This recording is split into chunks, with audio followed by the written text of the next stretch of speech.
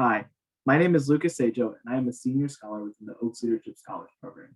My project this year focused on the systemic problems minority farmers have faced throughout the history of our country and how they continue to persist today.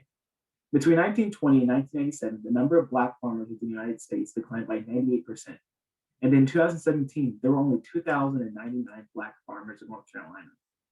Along with this, farms operated by Black farmers only account for 2% of the total amount of farmland within the US today. This decline in Black farmers and the amount of farmland they own and operate on correlates with the way the USDA has treated this group of farmers historically. While one could look back to the discriminatory nature of the New Deal programs when it came to Black farmers, we can look a little more recently back to 1994, where a USDA study found that 90% of USDA loans and payments had gone to corporations and white farmers, and that when the USDA did give out payments to Black farmers, they were 25% less than those given to white farmers.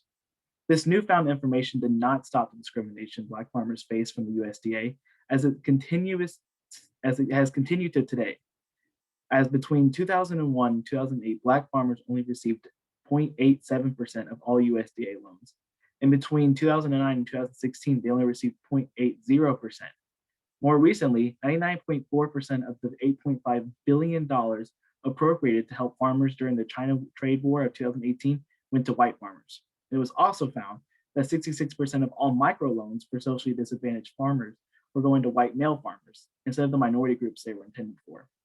This is the backdrop to my project, and is also the kind of information I work to make accessible to the communities around me. Through my project, I created a pamphlet filled with the aforementioned information, as well as much more that I collected through personal research, but mainly through conversations with experts at NC State University and the Land Loss Prevention Project. I made this form into a PDF, and from that linked it to a QR code that I then placed on flyers to hang around campus. The goal of this was to draw the eyes of passerbys to my flyer and get them to be intrigued enough to scan the QR code and learn more.